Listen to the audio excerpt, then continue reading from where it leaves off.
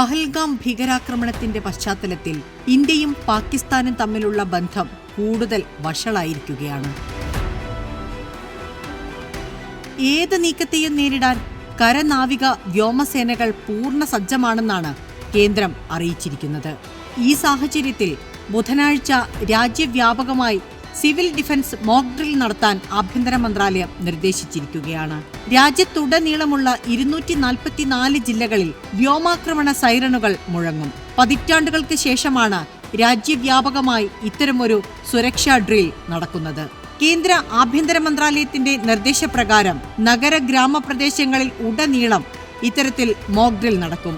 അടിയന്തര സാഹചര്യങ്ങൾ എങ്ങനെ നേരിടണമെന്നത് സംബന്ധിച്ച് ജനങ്ങളെ സജ്ജരാക്കുന്നത് ലക്ഷ്യമിട്ടാണ് മോക്ക് ഡ്രിൽ സംഘടിപ്പിക്കുന്നതെന്ന് ആഭ്യന്തര മന്ത്രാലയം പ്രസ്താവനയിൽ അറിയിച്ചു.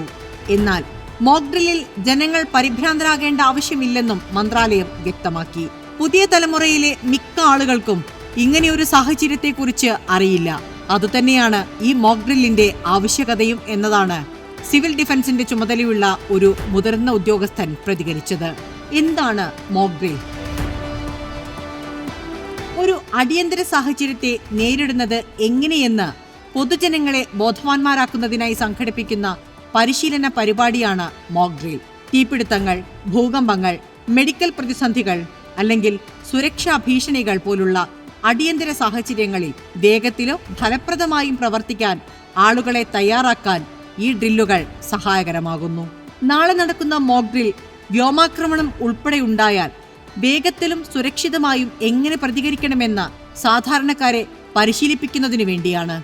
വ്യോമാക്രമണ സൈറണുകൾ ഉൾപ്പെടെയുള്ള മുന്നറിയിപ്പ് സംവിധാനങ്ങൾ എത്രത്തോളം ഫലപ്രദമാണെന്ന് വിലയിരുത്തും. സിവിൽ അധികാരികളും ഇന്ത്യൻ വ്യോമസേനയും തമ്മിലുള്ള ഹോട്ട്ലൈൻ, റേഡിയോ ബന്ധങ്ങൾ സജീവമാക്കുകയും പരീക്ഷിക്കുകയും ചെയ്യും. കൺട്രോൾ റൂമുകളും അവയുടെ ബാക്കപ്പുകളും എത്രത്തോളം മികച്ച രീതിയിലാണ് പ്രവർത്തിക്കുന്നതെന്നും വിലയിരുത്തും. അടിസ്ഥാനപരമായ ഡിഫൻസ് ടെക്നിക്കുകൾ വഴി ആക്രമണങ്ങളിൽ നിന്ന് സ്വയം രക്ഷിക്കുന്നത് എങ്ങനെയെന്ന് വിദ്യാർത്ഥികളെ ഉൾപ്പെടെ പരിശീലിപ്പിക്കും. വ്യോമാക്രമണ സാഹചര്യങ്ങൾ നേരിടുന്നതിനായി വീടുകളിലെ ഉൾപ്പെടെ ലൈറ്റുകൾ ഓഫ് ചെയ്യാൻ ആവശ്യപ്പെടുന്ന ബ്ലാക്ക് ഔട്ട് പരീക്ഷണങ്ങളും ഉണ്ടാകും.